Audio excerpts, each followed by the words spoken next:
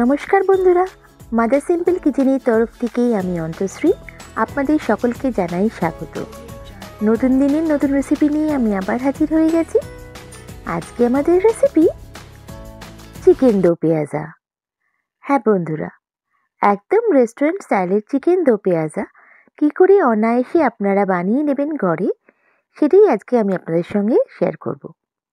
চলুন দেখে নেওয়া যাক কী করে করছি আমি চিকেন দো পেঁয়াজা। এর জন্য আমি এখানে ক্যাপসিকাম নিয়েছি একটা, পেঁয়াজ আমি এখানে দেখুন কিউব আকারে করে নিয়েছি, আর এটাকে পেঁয়াজের পেটালসগুলো বার করে নিয়েছি। 4টে পেঁয়াজ নিয়েছি, 4টে পেঁয়াজ কুচি নিয়েছি, আর দুটো আমি টমেটো নিয়েছি, টমেটো কিউব করে করেছি। এখানে আমি 9খানা বড় চিকেন নিয়েছি, দেখুন একটা চিকেনকে 4 ভাগ করলে যেটা হয় সেটা নিয়েছি। বেশ বড় পিস নিয়েছি, আপনারা চাইলে ছোটো পিস দিয়েও করতে পারেন। এখানে আমি একটা চাকুর সাহায্যে আমি এটাকে দাগ কেটে নিচ্ছি, মানে চিড়ে দিচ্ছি চিকেনগুলোকে। একইভাবে সবগুলোকে আমি করে নিলাম। এবার আমি এখানে ম্যারিনেট করব চিকেনটা। এর জন্য আমি পরিমাণ মতন লবণ অ্যাড করছি, আর আমি এখানে অ্যাড করছি হলুদের গুঁড়ো 1 চামচ, লঙ্কার গুঁড়ো 1 চামচ, আর আদা রসুন বাটা 1 চামচ। লঙ্কার গুঁড়োটা আপনারা আপনাদের স্বাদ অনুযায়ী বাড়াতে বা কমাতে পারেন। দেখুন সবগুলো দিয়ে আমি ভালো করে মেখে নিচ্ছি। চিকেনটা কিন্তু ভালোভাবে মাখতে হবে, আর এটা আমি ম্যারিনেট করে রেখে দিচ্ছি। এখানে এই চিকেনটা কিন্তু অন্তত 30 মিনিট আপনারা ম্যারিনেট করবেন। চাইলে আপনারা ওভারনাইটও ম্যারিনেট করতে পারেন, ফ্রিজে রেখে দেবেন, তাহলে কিন্তু টেস্টটা আরও ভালো হবে, এটা একদম সফট হবে। এবার কড়াইতে আমি পরিমাণ মতন সাদা তেল অ্যাড করছি। এই রেসিপিটা সাদা তেল দিয়েই করতে হবে। আমি এখানে সাদা সানফ্লাওয়ার অয়েল অ্যাড করলাম। ফোড়নে দিচ্ছি গোটা গরম মশলা আর 1 চামচ গোটা জিরে। যখন বেশ ভালো একটা ঘ্রাণ আসবে, তারপর আমি এখানে অ্যাড করে দেব আমার চপ করে রাখা পেঁয়াজ। এখানে আমি 4টে বেশ বড় সাইজের পেঁয়াজ চপ করে নিয়েছি। যেহেতু আমার চিকেনের কোয়ান্টিটি অনেকটা, আমি সেই আন্দাজে নিয়েছি। আপনারা যদি কম নেন তো সেই আন্দাজে একটু পেঁয়াজটা কমিয়ে বা বানিয়ে নেবেন। দেখুন আমি ভালো করে পেঁয়াজটা একটু ভাজা ভাজা করছি।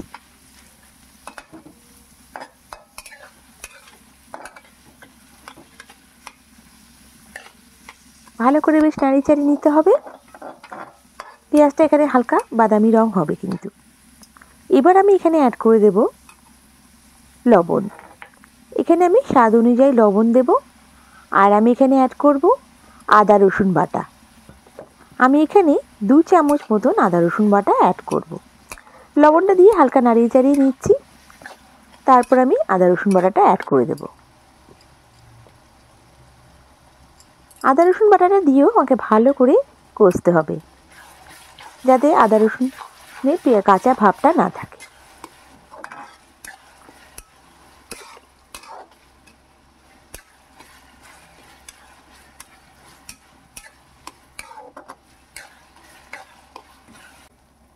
এবার কিছু আমি বেসিক মশলা অ্যাড করে দিচ্ছি। 1 চামচ হলুদের গুঁড়ো অ্যাড করলাম।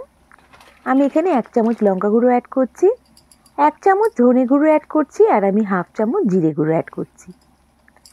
লঙ্কা গুঁড়োটা আপনারা আপনাদের ঝাল অনুযায়ী অ্যাড করবেন। যদি বেশি ঝাল পছন্দ করেন তাহলে বাড়িয়ে নিতে পারেন, আর যদি ঝালটা অ্যাভয়েড করতে চান তাহলে লঙ্কা গুঁড়োর জায়গায় এখানে কাশ্মীরি লঙ্কা গুঁড়ো দিতে পারেন। দেখুন এবার আমি ভালো করে মশলার সাথে পেঁয়াজটাকে কষিয়ে নিচ্ছি।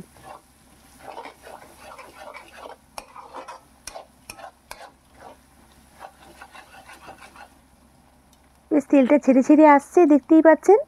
এবার আমি এখানে অ্যাড করে দেব 2টো বেটে রাখা টমেটো। আবার আমি ভালো করে এটাকে কষবো যতক্ষণ না টমেটোর কাঁচা ভাবটা চলে যায়।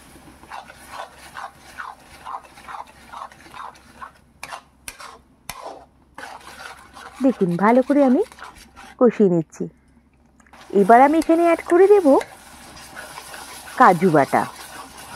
আমি এখানে 50 গ্রাম মতন কাজু প্রথমে গরম জলে ভিজিয়ে রেখেছিলাম, সেটা আমি মিক্সিতে পেস্ট করে নিয়েছি। দেখুন আমি এটাকে অ্যাড করে দিলাম।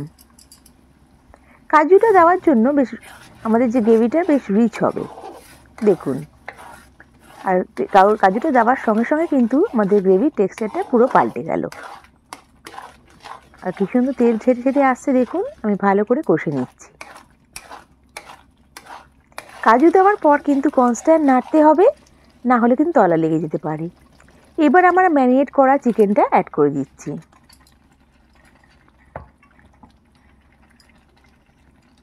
চিকেনটা দিয়েও কিন্তু আমাকে ভালো করে বেশ কষে নিতে হবে, যাতে মশলার গায়ে চিকেনটা ভালোভাবে কোট হয়ে যায়। দেখুন, আর ভালো করে একটু কষিয়ে নিতে হবে। যেহেতু আমার চিকেনের পিসগুলো বেশ বড় বড়, তাই জন্য কিন্তু একটু টাইম লাগবে। আর আমি এখানে ভালো করে এটা কষিয়ে নেব।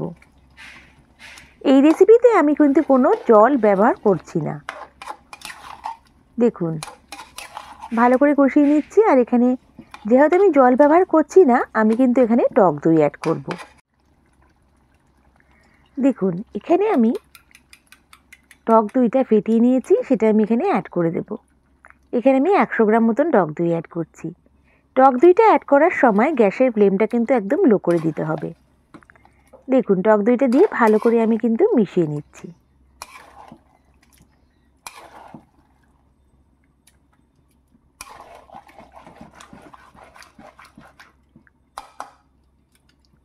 একটু ভালো করে নাড়িয়ে চাড়িয়ে নিয়ে আমাকে কিন্তু এটা ভালো করে কুক করতে হবে। এবার আমি ঢাকা দিয়ে এটাকে কুক করব। আমি কিন্তু এখানে কোনো জল ব্যবহার করছি না। কিছু টক দইটা দেওয়ার ফলে কিন্তু জলটা ছাড়বে চিকেন থেকে। এবার একটা আলাদা কড়াইতে আমি 1 চামচ ঘি অ্যাড করছি। আর এখানে আমি দিচ্ছি দুটো শুকনো লঙ্কা দিচ্ছি, আর দুটো কাঁচা লঙ্কা দিচ্ছি। আর যেটা দেবো সেটা হচ্ছে মৌরি। আমি এখানে 1 চামচ গোটা মৌরি অ্যাড করছি। যখন মৌরিটা বেশ ভালো করে স্প্রিঙ্কেল হবে, বেশ সুন্দর একটা ঘ্রাণ আসবে। তারপর আমি এখানে আমার কেটে রাখা যে ভেজিটেবলসগুলো আছে, মানে পেঁয়াজটা আছে, ক্যাপসিকাম আছে, টমেটো আছে, সেগুলো আমি এক এক করে অ্যাড করে দেব। দেখুন, আমি সবগুলোকে এখানে অ্যাড করে দিচ্ছি। দিয়ে ভালো করে একটু আমাকে ভাজা ভাজা করে নিতে হবে। খুব বেশি কিন্তু আমি ভাজবো না, হালকা করে ভেজে নেব। ঘি দিয়ে এই ভেজিটেবলসগুলো ভাজলে খুব সুন্দর একটা ফ্লেভার আসবে।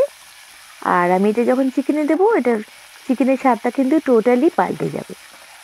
দেখুন, আমি ভালো করে এটাকে একটু ভাজা ভাজা করে নিচ্ছি।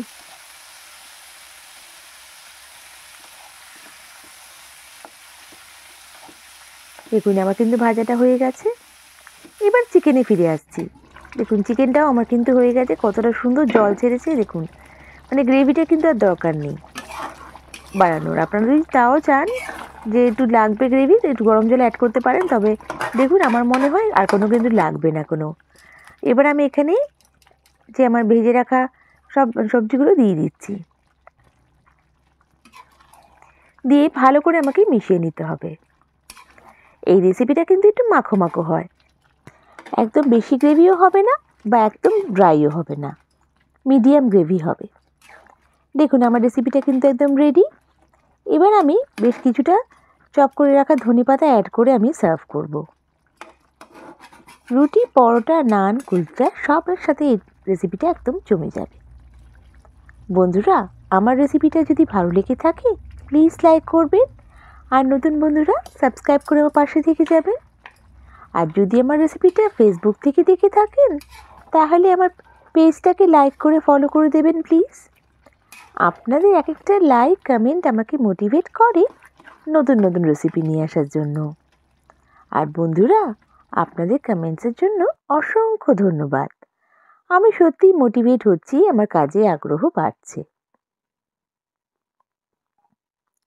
আর আমার এই রেসিপিটা কেমন লাগলো আমায় কমেন্ট করে নিশ্চয়ই জানাবেন। নেক্সট রেসিপি নিয়ে আমি আবার হাজির হয়ে যাব। সবাই ভালো থাকবেন, সুস্থ থাকবেন।